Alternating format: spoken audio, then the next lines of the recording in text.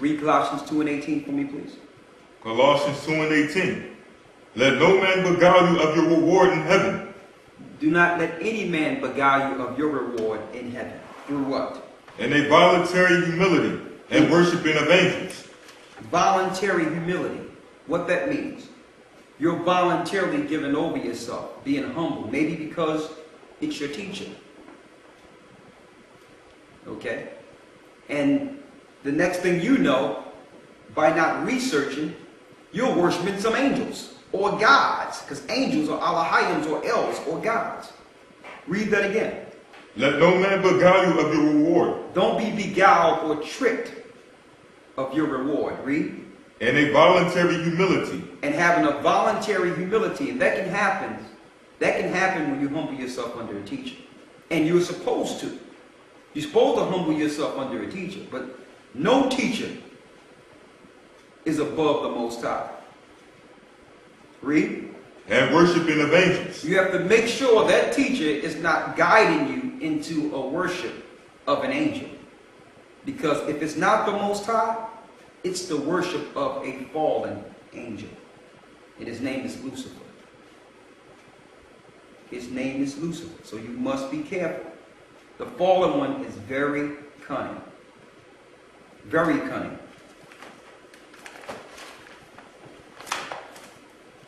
There's a lot of information we already have prepared, but there's a few scriptures coming to my mind that I need to get out before we actually go into the lesson. I need you to go to 2 Corinthians 11.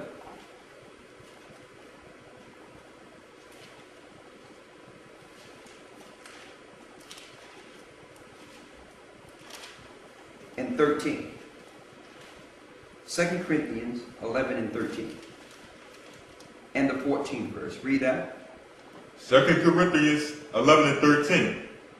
For such are false apostles, deceitful workers, transforming themselves into apostles of Christ. So we know that there's a warning, according to Paul, that you have deceitful workers transforming themselves into the apostles of Christ.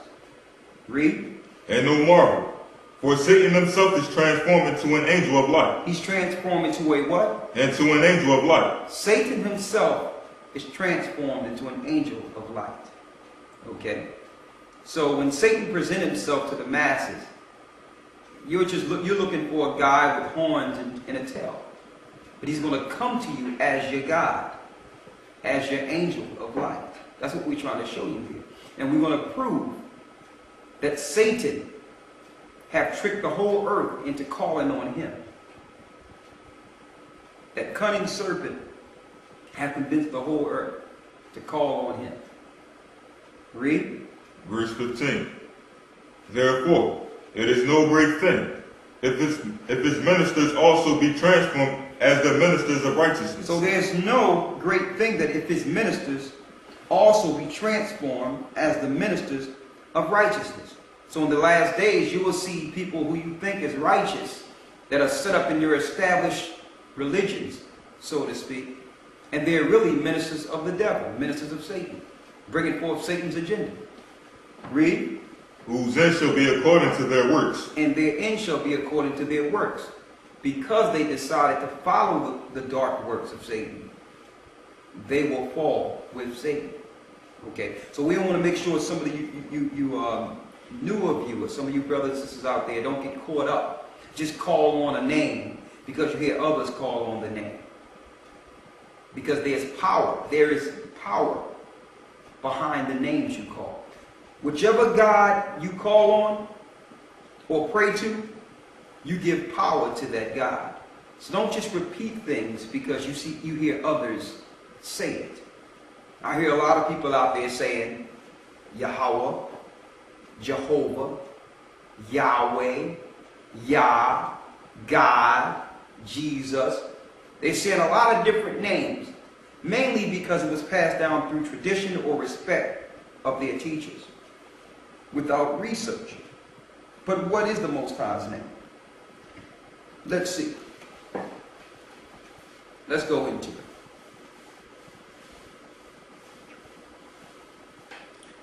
Let's go to Exodus, the 3rd chapter.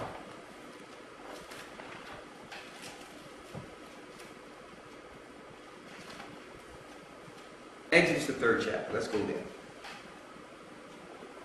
Now, we have a lot of books to go through. I'm going to do a little moving around soon, but stick with me. Why am I going to Exodus 3? Exodus 3 in the Bible, brothers and sisters, is the first place the Most High reveals his name to mankind. Now, mind you, we need to deal with the Bible as it is written. We don't have to add anything or take anything away. Okay? So if the Most High say, this is his name, this is his name. Okay, because I've shown this to many people within the last few years through the Spirit of the Most High. And I hear pushback like, well, this is just saying it's his title. When really, it says this is his name. So you have man, because they don't agree with what they're reading, they'll try to inject. Let's go to Exodus 3. And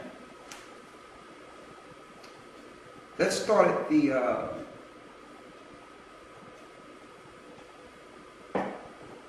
let's start at the 10th verse. Read that. Exodus 3 and 10. Come now therefore, and I will send unto thee unto Pharaoh, that thou mayest bring forth my people, the children of Israel, out of Egypt. So the Most High appeared in a burning bush to Moses and said, come down therefore, and I will send thee unto Pharaoh, that thou mayest bring forth my people, the children of Israel, out of Egypt. So here's the Most High giving Moses detailed instruction on what to do and how to do it, how to free the children of Israel. Read the 11th verse. Verse 11. And Moses said unto the Most High, who am I, that I should go unto Pharaoh, and that I should bring forth the children of Israel out of Egypt? And he said, certainly I will be with thee, and this shall be a token unto thee, that I have sent thee. When thou hast brought forth the people out of Egypt, ye shall serve the Most High upon this mountain. So, he told Moses to go and free his people so that his people can serve him. So his people could no longer serve Pharaoh and their gods. Okay? Israel was being released to serve their own God. Okay? Now before this, there was many gods in the earth. The Egyptians, as you know, till this day have many gods. Read. Verse 13. And Moses said unto the Most High, behold, when I come unto the children of Israel, and say unto them, the God of your fathers has sent me unto you, and they shall say to me, what is his name? What is his what? What is his name? Okay, where that highlighter at there? Pass me that highlighter. So that they can't think that I'm injecting this. All right?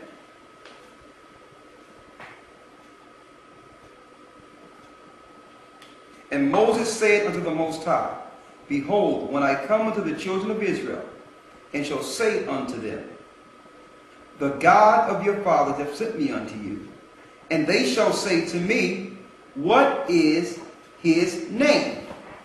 And what shall I say unto them? Get that so they can see it clearly, please.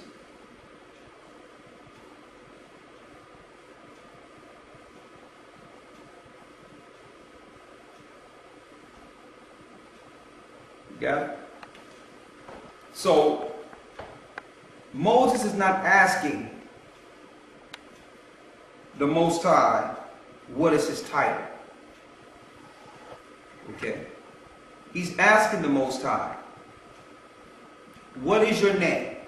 When the people ask me, who are you? What should I tell them?